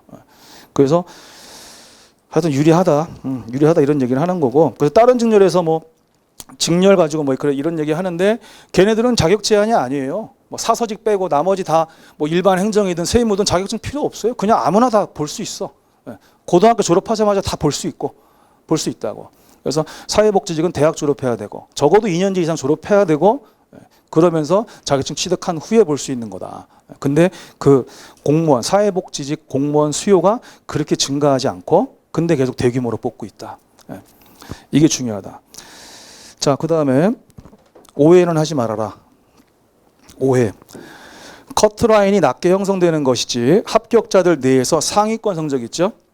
상위권 성적은 다른 직렬들한테 전혀 밀리지 않을 정도로 고득점자들 많습니다. 그러니까 커트라인이라는 거는 필기 붙은 사람의 꼴등 점수예요. 아시죠? 커트라인은 필기 합격한 사람의 중에서 꼴등의 점수라고. 아까 뭐 커트라인 85였다. 그러면 그게 붙은 사람 중에서 꼴등이 85라는 얘기야. 이걸 몰라요? 다 아는 사실이잖아. 다. 그럼 그 위에 있는 학생들은 점수대가 몇 점인지 우리가 알아요? 그건 일일이 다 확인해 물어봐야 알지. 그치? 그럼 저는 면접 코칭을 계속 하고 그 면접 특강할 때 제가 이제 점수를 다 성적을 다 봤거든요. 예. 그럼 점수를 다 보면 알잖아요. 오히려 높은 애들도 상당히 많아요. 사회복지직도 그 옛날 조종 점수로 410점 이상대 합격자들도 많고 400점 이상도 많고 380 이상은 무지하게 많아요. 근데 이제 우리는 그 커트라인만 보는 거야. 필기 합격자 중 꼴등 점수만 가지고 사회복지직은 뭐 낮아 이렇게 얘기하는데 그거는 오해다. 아셨어요? 예전에 2011년 하반기 때 오늘 그 시험에서 합격한 제자가 지금 대구에서 올라오기도 했는데 하여튼 하반기 때 대부분의 지역들이 컷이 다 70점대였는데 그때 합격한 제자들 중에는 평균 90점 이상도 무지하게 많았습니다. 5과목 평균 90점 이상 받는 건 쉬울 것 같아요? 어렵습니다. 매우 어렵습니다. 근데 많거든. 근데 사람들은 뭐만 봐? 컷만 봐. 컷만. 예. 그 위에 고득점 합격자들이 우리도 무지하게 많다고. 그래서 오해하지 말라고. 알았지? 그리고 또 하나 제가 주의할 거. 커트라인만 보고 커트라인 목표로 공부하시면 안 돼요. 되게 중요한 거예요, 이거. 이건 제가 밑에서 설명드릴게요. 실질적인 거를 제가 적어드리고 설명드릴게요. 커트라인보다 반드시 높게 잡고 공부하셔야 되는 거예요. 나는 저 정도만 하면 되겠지라고 하면 안 돼. 목표는 높게 잡아야 돼. 그 이유는 좀 이따 얘기하고. 그 다음에 직렬 그 전문 과목. 당연히 제가 강조하는 건 당연히 사회복지학이고, 그 다음에 중요성 관련해가지고 사회복지직이나 보호직에 들어갔어요. 예, 실무를 합니다. 일상은 실무죠. 그러면 기본적으로 실질적으로 우리가 사회복지학 개론을 통해서 배운 그 내용들, 뭐 이론이든 법령이든 그 내용들이 실질적으로 어떻게 활용되고 있고 얼마나 활용되는가, 이거를 다른 과목들하고 비교를 해보라는 거예요.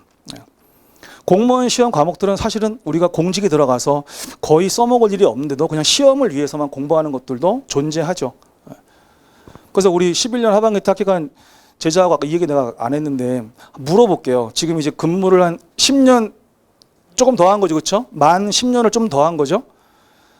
본인이 10년 더 하면서 내가 영어 회화를 못해서 업무에 지장이 있었던 적이 몇 번 정도 있었습니까?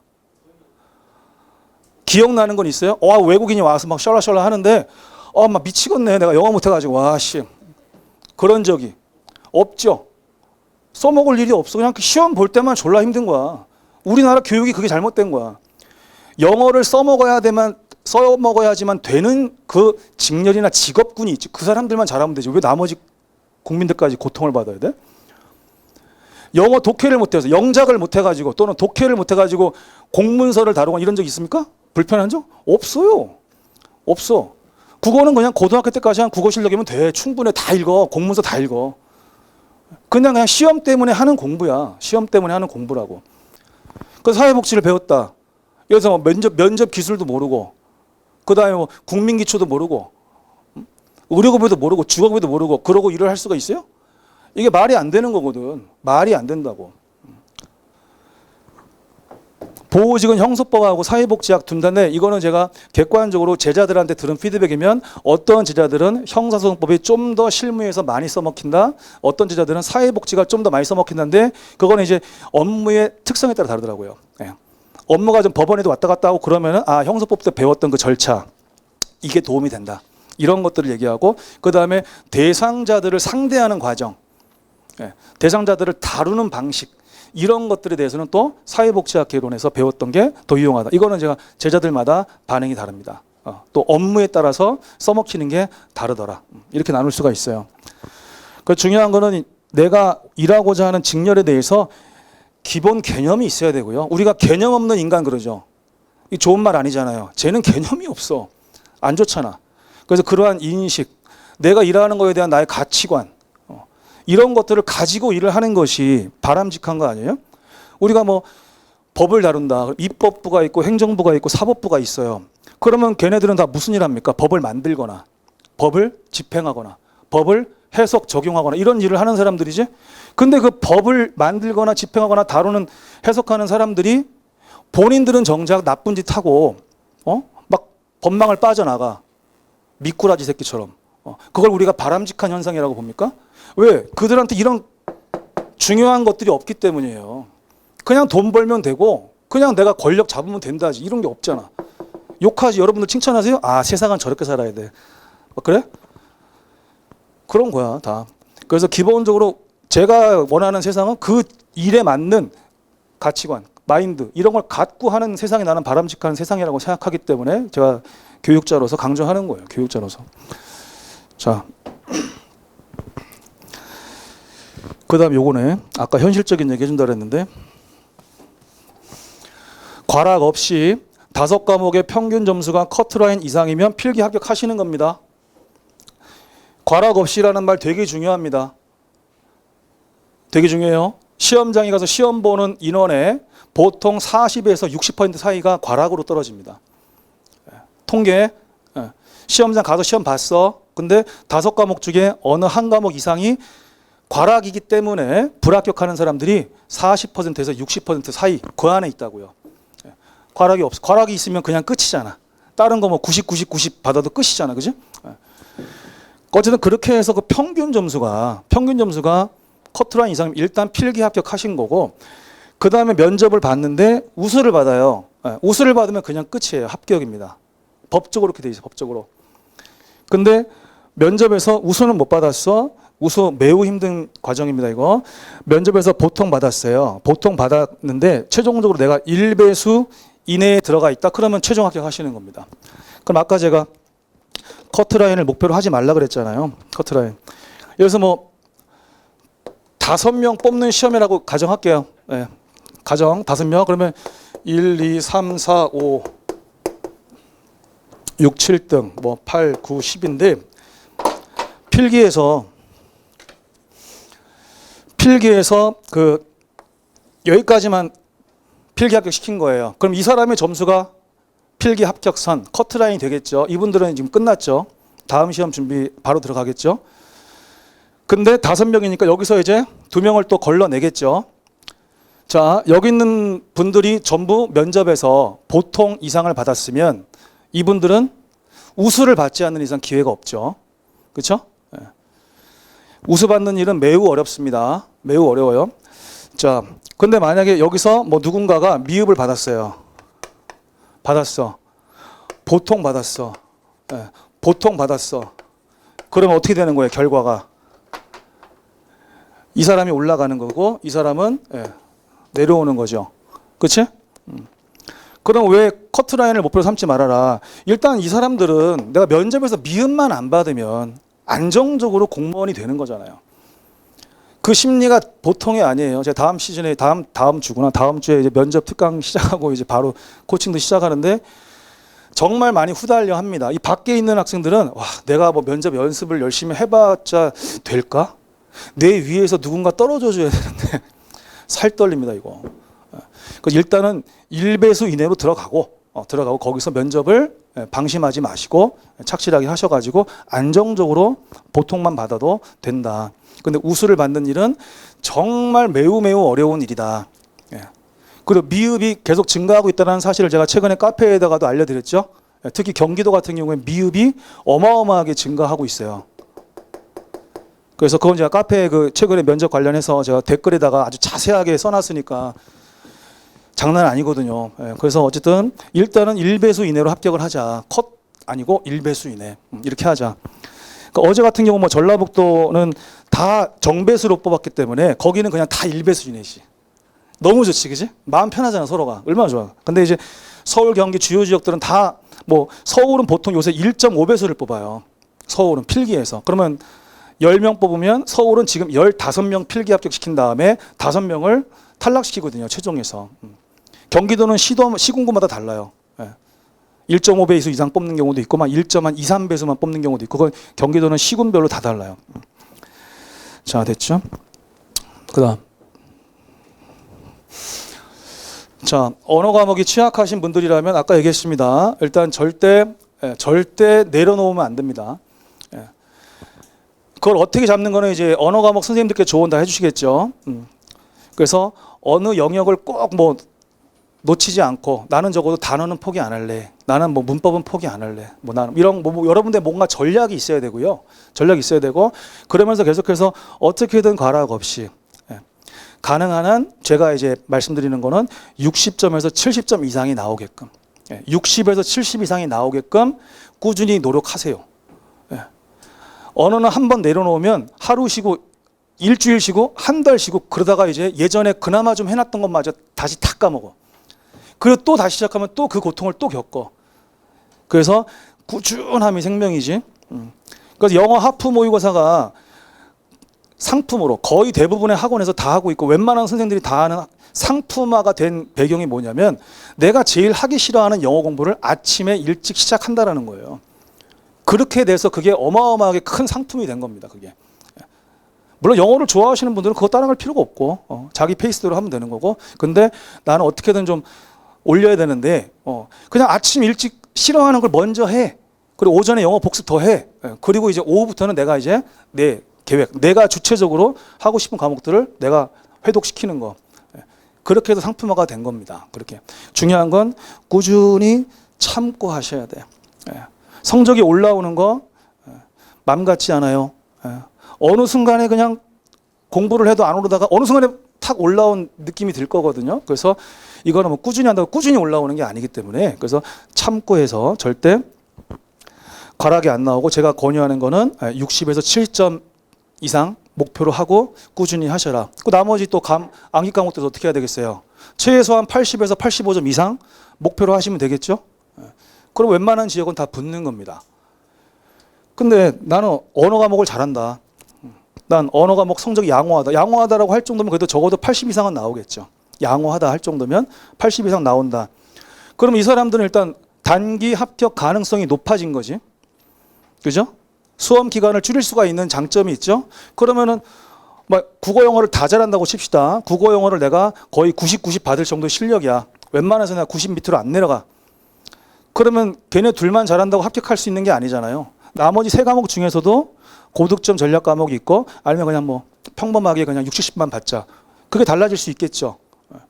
그래서 기본적으로 언어 과목이 양호할 때 일단 단기 합격 가능성이 증가하는 것이고, 다만 다른 세 과목 중에서도 본인들의 전략이 필요할 것이다.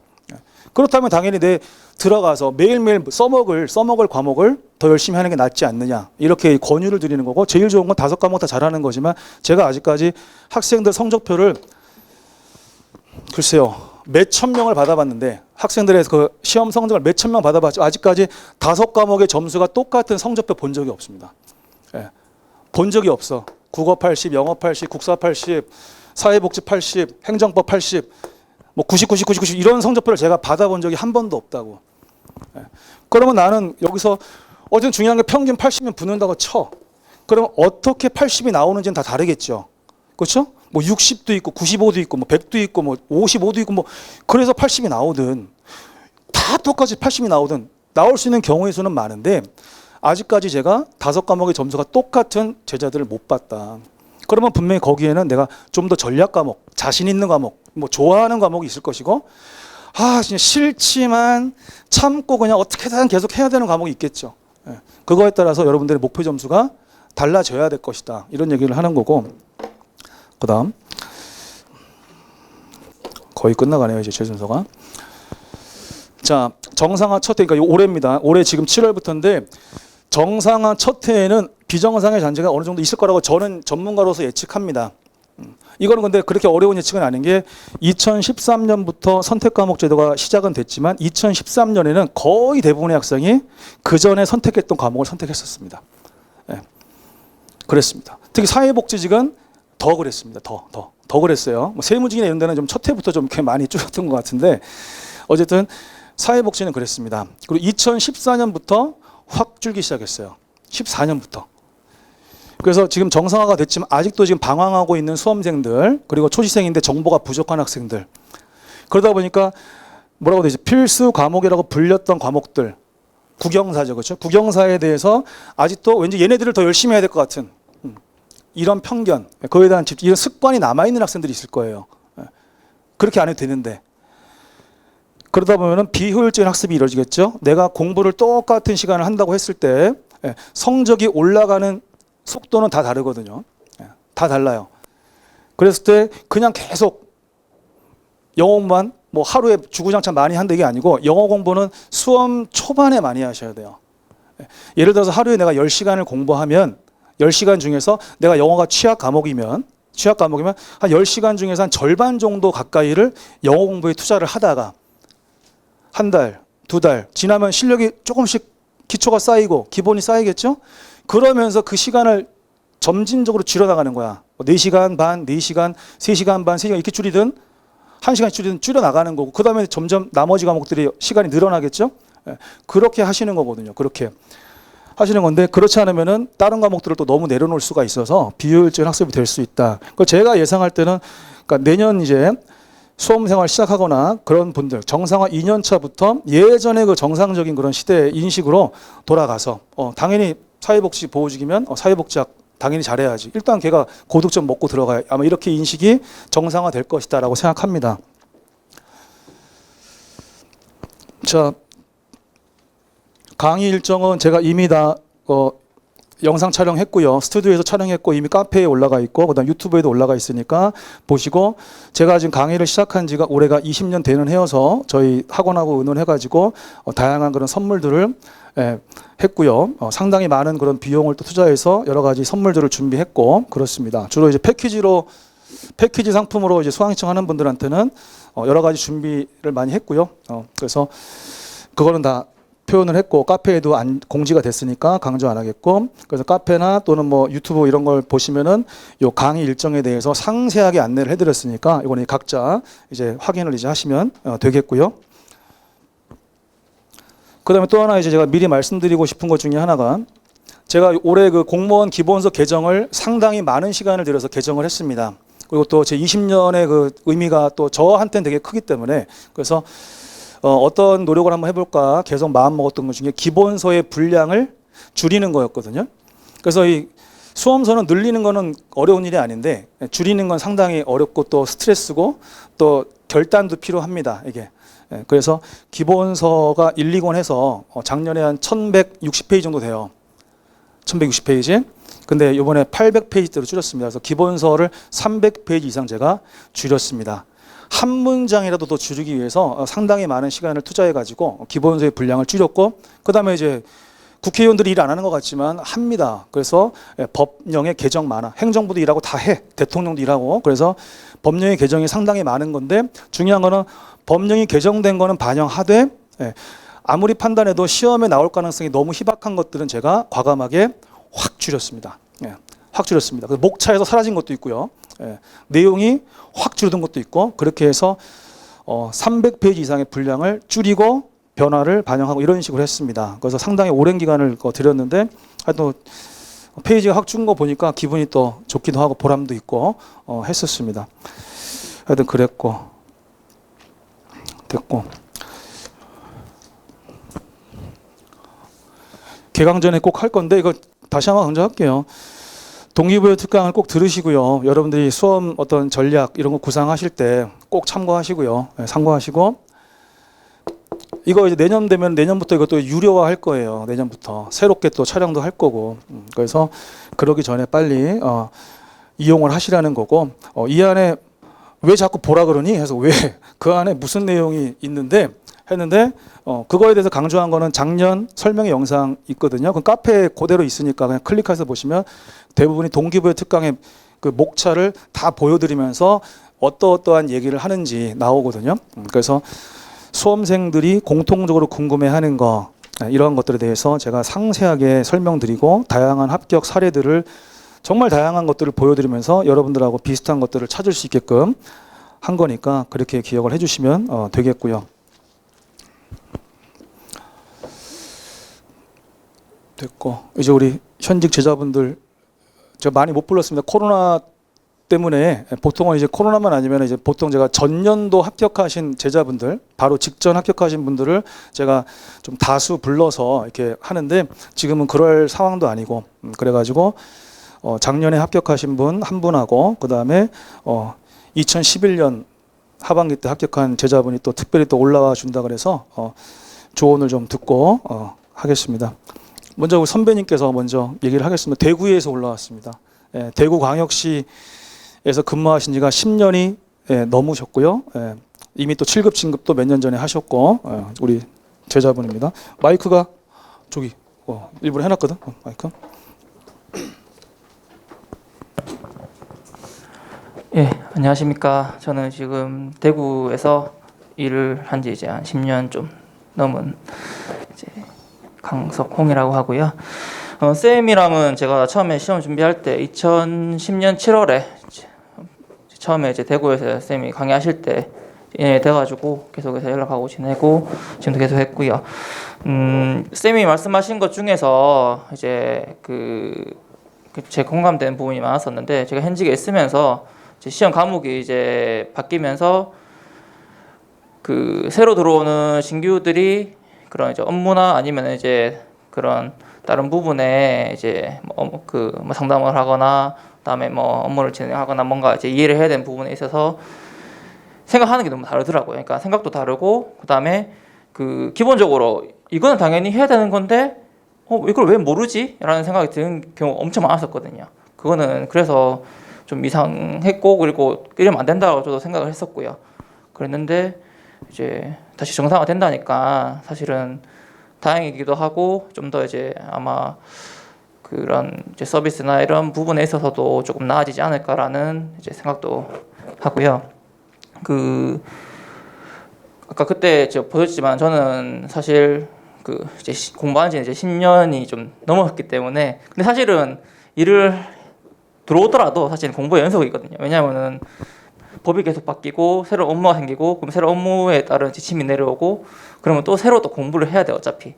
근데 이제 그래도 이제 중요한 거는 그거를 이제 새로운 업무가 내려왔을 때 완전 새로운 게 아니거든요. 기존에 있던 거를 좀 변형하거나 아니면 이제 뭐 그런 필요성이 있는 거에 들어온 거기 때문에 그런 부분에 있어서 업무를 하는 데 있어서 이해할 때 이제 기존에 내가 사회복지를 했었으면은 그런 이제 이해의 그런 난이도나 아니면 이제 깊이가 달라지는 그런 경우도 많이 생기거든요. 그래서 사회복지직은 사회복지를 저는 해야 된다는 생각을 하는 입장이고요.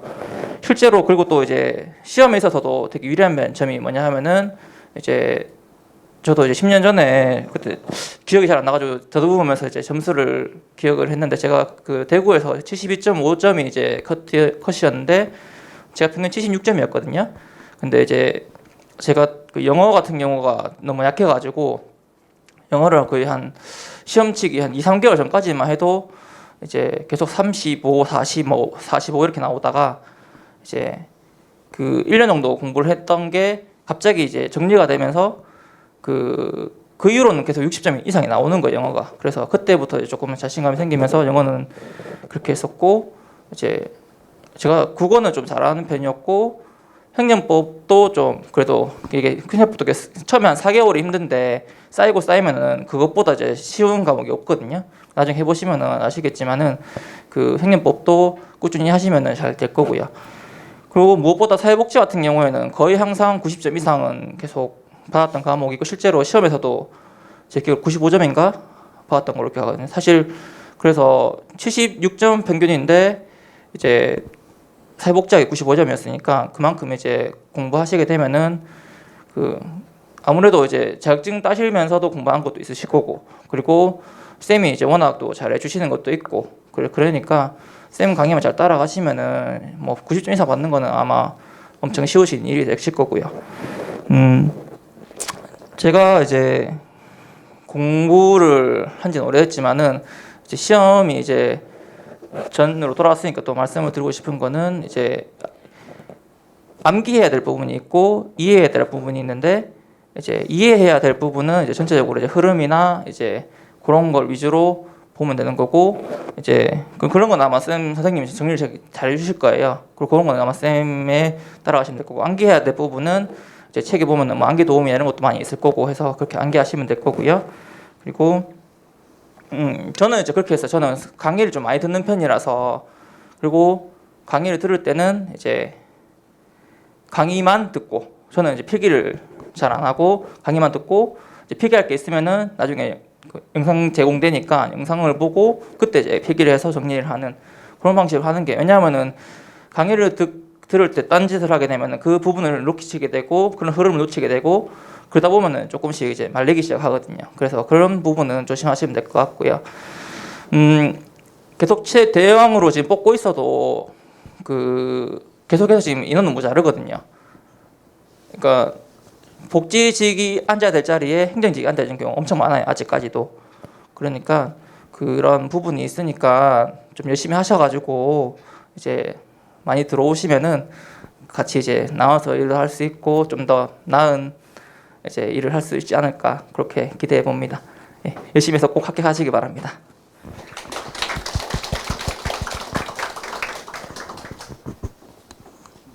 좋은 얘기 감사하고 작년 그 서울시 합격하고 지금 서울시의 송파구에서 근무하는 땡땡땡 이름은 밝히지 않고 했습니다.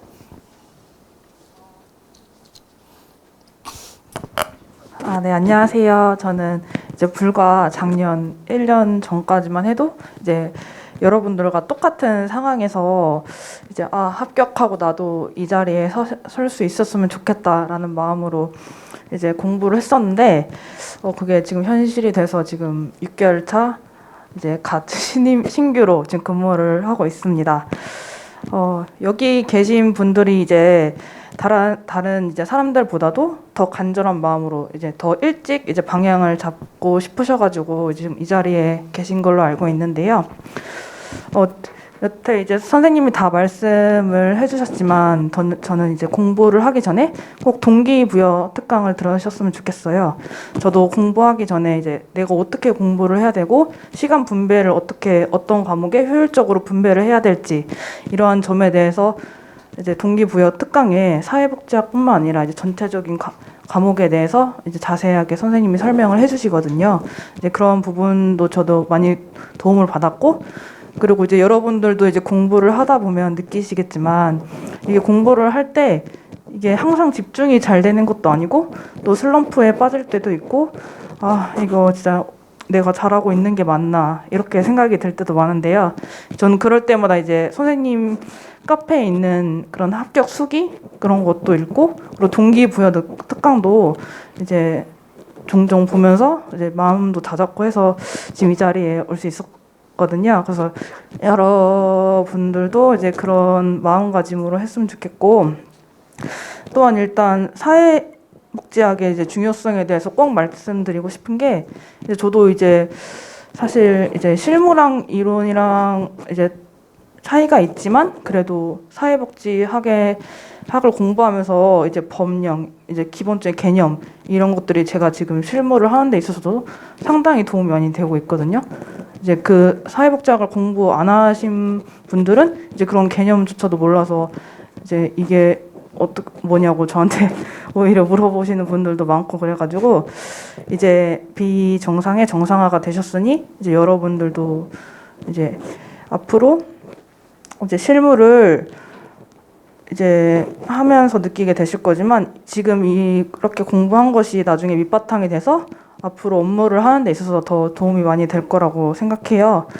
그리고 이제 여태까지 이제 조정 점수였잖아요. 그래서 이런 사회복지학의 조정 점수가 이제 시험 필기 합격에서 많이 당락을 많이 가르는 경우도 많이 봤고, 그리고 이제 어센 커리큘럼대로 이제 쭉 따라가시면 진짜 사회복지학은 이제 점수 걱정 없이 이제 나중에 정상에서 꼭 만나게 되니까 선생님이 중간중간에 해주시는 조언도 꼭 놓치지 마시고 이제 그런 걸 잘 새겨 들으셔서 이제 해주셨으면 이제 좋은 저랑 같이 이제 실무에서 만나게 되실 거라 믿습니다.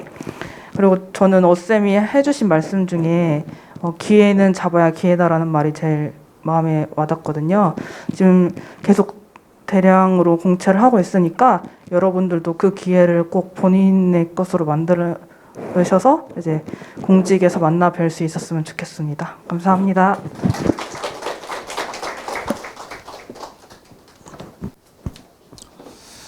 자, 좋은 얘기 해줬고 동기부여 특강은 전혀 지금 학원도 그렇고 뭐 수익을 올리는 강의가 아닙니다. 진짜 유용하기 때문에 여러분들한테 이용하라고 지금 하는 거고, 한 가지만 더 강조드리면 아까 그 제자 11년 하반기 때 합격한 그 우리 7급 제자 분이 본 그 시험에서 저희 그때 남부에서 그 마지막 모의고사를 진행했었어요.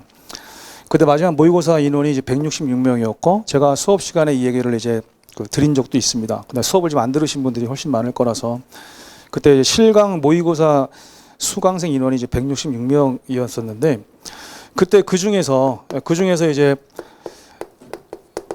100등 이하, 제가 모든 학생들의 점수를 엑셀에 입력해가지고 그 장학금을 줄 거 아닙니까? 근데 그때 이제 166명 중에서 100등 이하. 그러면 이 클래스에서 사회복지학 점수가 높은 건 아니죠.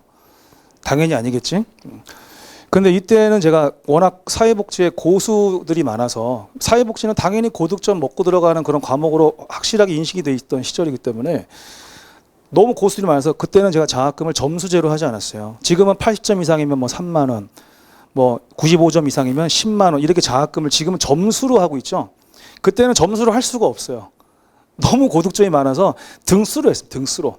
1등은 얼마, 뭐 2, 3등은 얼마, 뭐 4, 5, 6등은 얼마, 뭐 7, 8, 90등은 얼마. 등수로 잘라야만 했었던 시절입니다. 일단 다 고득점 받아야 되는 과목이고 지금 시대가 바뀌었기 때문에 이제 그 방식도 바꾼 건데 이때 제가 마지막 수업 때 했던 얘기가 있어요.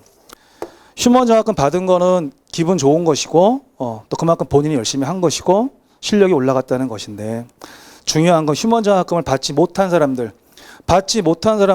모의고사 평균 점수가 거의 대부분 70점 이상은 나와요. 근데 지금은 안 그렇습니다. 지금까지는 어땠냐면 선택 과목 제도에서는 점점 하향 평준화가 돼가지고 모의고사 보면은 60점 이하도 수두룩합니다. 수두룩해요. 공부를 많이 안 했으니까 그럴 수밖에 없죠. 근데 이때는 아무리 하위권에서도 그래서 모의고사를 뭐 한 12회분 봤다고 쳐봐요. 12회분 봤다고 쳐봐. 240문제. 그러면 거기서 바닥을 쳐도 보통 70점 이상은 나왔던 시절이에요. 그리고 마지막 시간에 한 말. 장학금 탄 사람들도 있고 장학금에서 너무 먼 사람들도 있지만 시험 당일에 누가 더 사회복지학을 잘 볼지는 그날 결정된다. 자신 있게 얘기했어요. 그래서 장학금을 탄 학생 중에도 이때 시험이 너무 쉬웠거든요. 그때 어느 정도로 제가 표현을 했었냐면 100점 받은 사람 정상. 당연하지. 95점 받은 사람 그냥 기본 했다. 그리고 제가 90점 받은 사람은 등신. 진짜 그렇게 표현했어요. 공개적으로 제가 해설 특강 하면서 했어요. 왜? 너무 쉬웠거든요. 너무. 실수로 하나 틀 수 있지? 근데 2개까지 용납할 수 없다. 정말 100점이 많았던 시험인데 중요한 거는 이 상위권 중에서도 하나나 2개를 틀린 애들이 있었다는 거야. 근데 100등 이하에서도 100점 받은 애들이 여러 명 나왔다는 거야. 이해가 됐어요? 그러니까 그만큼 지금 기본적으로 다 따라왔기 때문에 시험 당일에는 그 시험 당일에 또 시간 조절, 심리적인 압박감, 그 다음에 앞에 있는 뭐 영어나 국어 과목의 난이도, 그걸로 인한 영향, 이게 중요하다. 제가 시험 해설할 때마다 얘기해 주잖아요. 시험 해설할 때마다. 실제 시험은 5과목을 보기 때문에 그때 내가 어느 과목을 먼저 풀 건데 그 과목이 쉽냐 어렵냐, 시간을 더 잡아먹냐 덜 잡아, 이거에 따라서 다 변수가 작용을 해요. 변수가. 그래서 이렇게 될 수 있다는 건 뭐냐면 그동안 정말 중요한 내용 위주로 기본적인 공부를 잘 따라왔기 때문에 이런 일이 있는 거예요. 이런 일이 기본적으로. 그래서 안정적으로 고득점들을 받았다 이런 얘기고 뭐 해마다 있었던 일이고요. 일단 제가 전달하려고 오늘 다 준비해왔던 내용들은 다 얘기한 것 같습니다. 됐고 혹시 뭐 질답 이런 거 해야 됩니까? 혹시 우리 현장에 오신 분들 중에 저한테 질문하고 싶은 거 있어요?